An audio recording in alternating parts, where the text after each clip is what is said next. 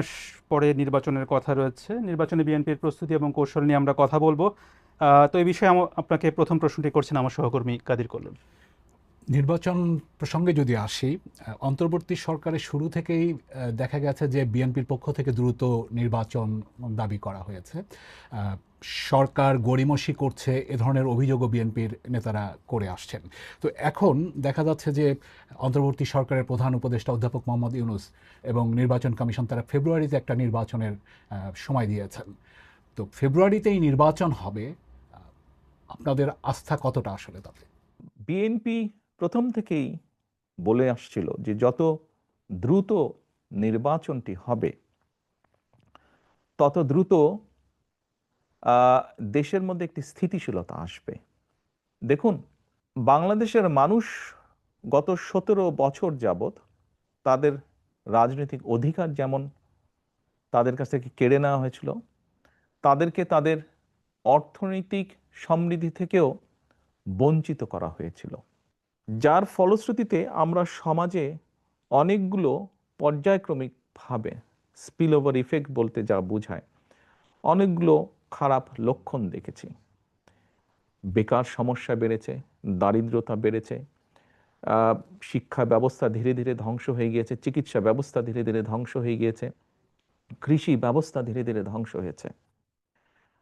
আমরা সেজন্যই বলেছিলাম যে যত দ্রুত নির্বাচন হবে, যত দ্রুত দেশের মালিক যারা অর্থাৎ জনগণ, তাদের কাছে যখন সেই অধিকার ফিরিয়ে দেওয়া হবে, তারা যখন সিদ্ধান্ত নেবে, অর্থাৎ দেশের মালিক যখন সিদ্ধান্ত নেবে দেশ কারা কিভাবে পরিচালিত করবে, তত দ্রুত দেশে স্থিতিশীলতা ফিরে আসবে। কারণ প্রকৃতভাবে নির্বাচিত একটি সরকার অবশ্যই জনগণের যেই চাওয়া, অর্থাৎ জনগণ যেভাবে চায় সেই বিষয়গুলোকে তারা অ্যাড্রেস করবে। ইয়েস, একটি নির্বাচন হলেই যে সব রাতারাতি সব ঠিক হয়ে যাবে তা না। সমস্যাগুলোকে যখন আপনি অ্যাড্রেস করবেন, খুব স্বাভাবিকভাবেই ধীরে ধীরে সমস্যা কমতে শুরু করবে। আমরা আনন্দিত যে দেরিতে হলেও সরকার জিনিসটি উপলব্ধি করতে পেরেছেন। আমরা ডিসেম্বরের ভিতরে চেয়েছিলাম, ওনারা ফেব্রুয়ারির ভিতরে এখন নির্বাচনটি করতে চাইছেন। আমরা আস্থা রাখতে চাই যে সরকার সে ব্যাপারে সব রকম উদ্যোগ পর্যায়ক্রমিকভাবে গ্রহণ করবেন। এখন যেহেতু আপনারা বলছেন যে আপনারা আস্থা রাখতে চান, সেখানে নির্বাচন নিয়ে আপনার পরিকল্পনাটা কি? মানে এককভাবে বিএনপি নির্বাচন করবে, মানে দলগতভাবে, নাকি জোটবদ্ধভাবে আসন ভাগাভাগির মাধ্যমে নির্বাচন করবে? খুব ট্রিকি কোয়েশ্চেন একটু। দেখুন, আহ, আমরা প্রায় 64টি রাজনৈতিক দল বিগত স্বৈরাচারের সময় যার যার অবস্থান থেকে রাজপথে আন্দোলন গড়ে তোলার চেষ্টা করেছে। আমরা চেষ্টা করেছিলাম কম বেশি একসাথে কাজ করার জন্য। এমনকি আমরা যে 31 দফা দিয়েছি রাষ্ট্র পুনর্গঠনের, এটি ছিল প্রথমে 2016 সালে আমরা দিয়েছিলাম শুধু বিএনপির পক্ষ থেকে। পরবর্তীতে ভিশন 2030 ছিল যেটা, পরবর্তীতে এটিকে আমরা কিছুটা আরো একটু ডেভেলপ করি, আমরা 27 দফা দিয়েছিলাম। পরবর্তীতে আমরা আমাদের সাথে যেই রাজনৈতিক দলগুলো আছে তাদের সাথে পরামর্শ করে সকলের মতামত নিয়ে আমরা 31 দফা দিয়েছি। কারণটি হচ্ছে, যে দলগুলোকে আমরা পেয়েছি আমাদের সাথে রাজপথের আন্দোলনে, আমরা চাই সকলকে সাথে নিয়ে রাষ্ট্র পুনর্গঠন করতে, সকলের মতামতকে সাথে নিয়ে আমরা রাষ্ট্র পুনর্গঠন করতে চাই।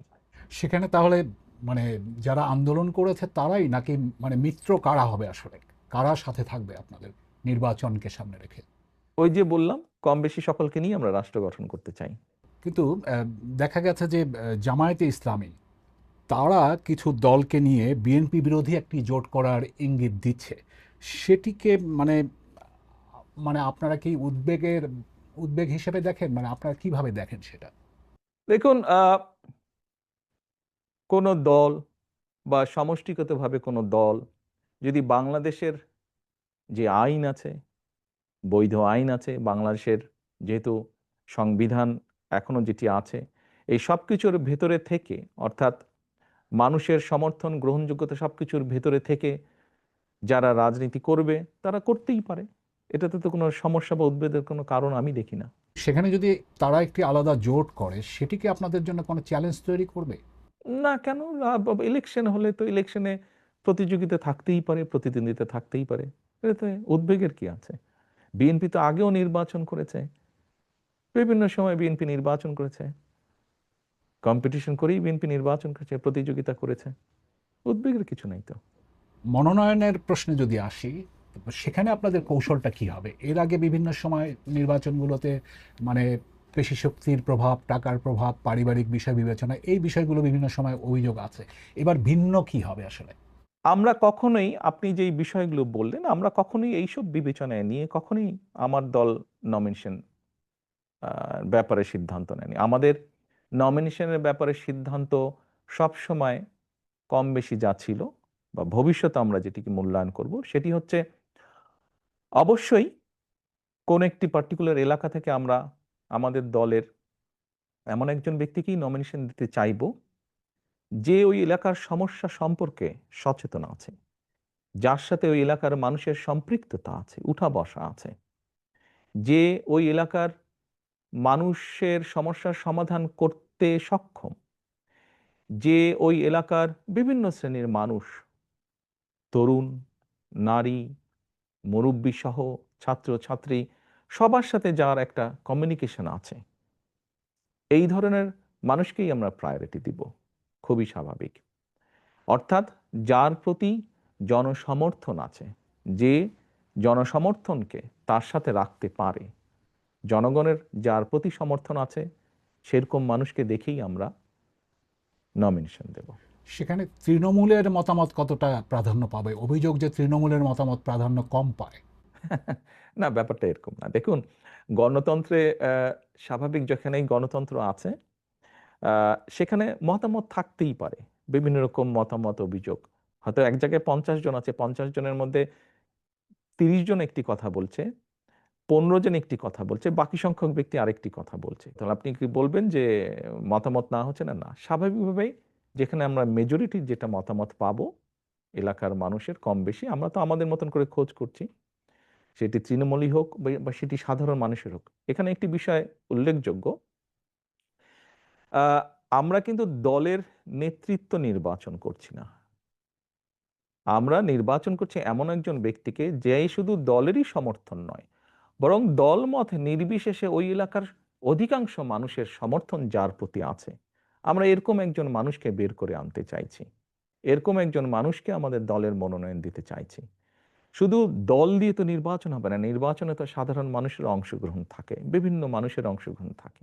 কাজেই যার সমর্থন আমরা খুঁজে বের করার চেষ্টা করছি, যার প্রতি বিভিন্ন শ্রেণী পেশার মানুষের সমর্থন আছে, শুধুমাত্র দলীয় সমর্থন নয়, এরকম মানুষ। নির্বাচন প্রসঙ্গে আপনার কাছে জানতে চাই যে আগামী নির্বাচনে আপনার ভূমিকা কি হবে? আপনি কি সরাসরি নির্বাচন করছেন? আপনাকে কি আমরা প্রধানমন্ত্রী পদের প্রত্যাশী হিসেবে দেখতে পাবো নির্বাচনে? আমার মনে হয় আপনি প্রথম দিকে বোধহয় একটা প্রশ্ন করেছেন, আমি ওখানে বলেছিলাম যে স্বাভাবিক আমি একজন রাজনৈতিক দলের সদস্য, একজন রাজনৈতিক কর্মী। আমি নির্বাচনের সাথে তো রাজনৈতিক দল এবং রাজনৈতিক কর্মীর ওতপ্রোত সম্পর্ক। কাজেই নির্বাচন যেখানে একটি আহ, মানে জনগণের সম্পৃক্ত এরকম একটি নির্বাচন হবে, সেখানে তো অবশ্যই আমি নিজেকে দূরে থাকতে পারবো না, আমাকে আসতেই হবে। স্বাভাবিকভাবেই আহ, মাঠেই ইনশাল্লাহ থাকবো আমি।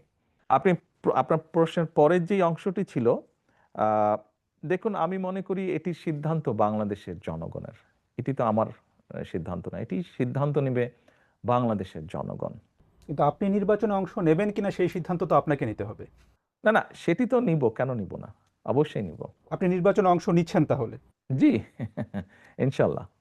অর্থাৎ আপনি বিএনপি যদি ক্ষমতায় আসে বা নির্বাচনে অংশ নেয়, সেক্ষেত্রে প্রধানমন্ত্রী পদের প্রত্যাশী হিসাবে আমরা তারেক রহমানকে দেখতে পাবো, সেটা আমরা নিশ্চিতভাবে বলতে পারি এটির সিদ্ধান্ত তো বাংলাদেশের জনগণের।